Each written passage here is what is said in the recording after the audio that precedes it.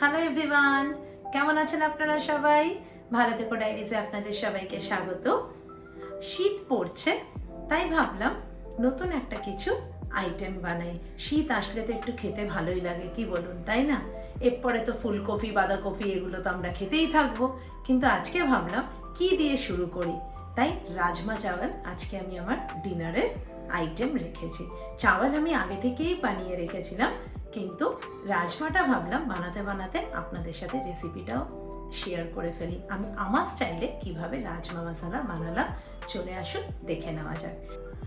আমি এখানে 150 থেকে 200 গ্রাম মতন রাজমা নিয়েছিলাম। রাজমাটাকে আমি আগেই সোক করে রেখেছিলাম 3 থেকে 4 ঘন্টা। আপনারা চাইলে গরম জলেও সোক করতে পারেন, তাহলে একটু কম সময় করলেও অসুবিধা নেই। আমি কিন্তু একটু ঠান্ডা জলেই করেছিলাম বলে আমি 3 থেকে 4 ঘন্টায় সোক করেছিলাম। আমি প্যানে নিয়ে নিয়েছি সাদা তেল 2 to 3 টেবিল স্পুন।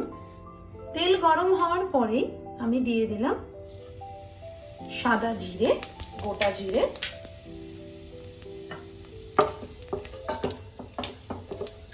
হালকা ফ্রাই করে নিলাম গোটা জিরেকে। তারপরে দিলাম একটু তেজপাতা, দুটো গোটা শুকনো লঙ্কা। আমি কিন্তু গ্যাস একদম সিমারে রেখেছি। দারচিনি, এলাচি, লবঙ্গ আর গোটা গোলমরিচ আগেই দেখিয়ে দিয়েছিলাম আপনাদের। একটু ভালো করে আমি নাড়াচাড়া করে নিলাম যাতে খুব সুন্দর একটা গন্ধ বেরোয়। 30 সেকেন্ডস নাড়াচাড়া করে নেওয়ার পরেই অ্যাড করে দিলাম আমি বেটে রাখা একটি গোটা পেঁয়াজ, টমেটো, আদা এবং রসুন। আমি কিন্তু একসাথেই সব কিছু পেস্ট করে নিয়েছিলাম মিক্সিতে। আপনারা চাইলে আলাদা আলাদাও পেস্ট করতে পারেন। মিনিট খানেক কি 2 মিনিট মতন মশলাটাকে একটু কষিয়ে নিয়ে তারপরেই আমি অ্যাড করে দেব সমস্ত গুঁড়ো মশলা। প্রথমেই অ্যাড করলাম হলুদ 1 থেকে 2 চা চামচ, তারপরে জিরে গুঁড়ো সেটাও 1 থেকে 2 চা চামচ, অ্যাড করলাম ধনে গুঁড়ো 1 থেকে 2 চা চামচ, অ্যাড করলাম আমি কাশ্মীরি রেড চিলি পাউডার 1 থেকে 2 চা চামচ, তারপরে অ্যাড করলাম আমি রেড চিলি পাউডার, এটা আমি 1 থেকে 1.5 চা চামচ অ্যাড করেছিলাম। আপনারা নিজেদের ঝাল অনুযায়ী অ্যাড করবেন। নুন এবং চিনি তো কম্পালসারি। চিনি আমি খুবই হালকা করেই অ্যাড করি, সব রান্নাতে বেশি চিনি খাওয়া তো ভালো না। এবার আমি অ্যাড করে নিলাম এভারেস্টের রাজমা মশলা 2 থেকে 3 চা চামচ অ্যাড করলাম আমি। হালকা করে জল দিয়ে মশলাটাকে ভালো করে 5 মিনিট মতন কষিয়ে নিলাম। তারপরে অ্যাড করে নিলাম আমি সেদ্ধ করা রাজমা উইথ জল। আমি কিন্তু আলাদা করে কোনো জল অ্যাড করিনি, আমি কিন্তু রাজমার যেই জলটা ছিল আপনারা দেখতেই পাচ্ছেন সেটাই অ্যাড করে ঢেকে দেব 10 মিনিটের জন্য। 10 মিনিট এটা যখন বয়েল হবে এর মধ্যে আমি বানিয়ে নেব আমার তরকাটা।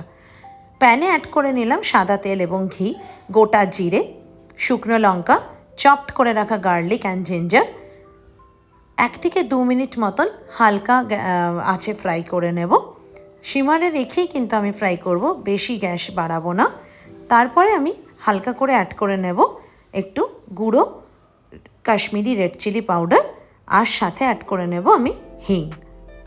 এবার তরকাটাকে আমি দিয়ে দেব রাজমা ওপরে। দেখতেই পাচ্ছেন রাজমার রঙটা কিন্তু ভালো এসেছে, কিন্তু ঝোলটা আর রাজমাটা একটু ছাড়া ছাড়া লাগছে। যতক্ষণ না তরকাটা আমি অ্যাড করব ততক্ষণ কিন্তু রাজমাটা ভালো করে মিশ খাবে না।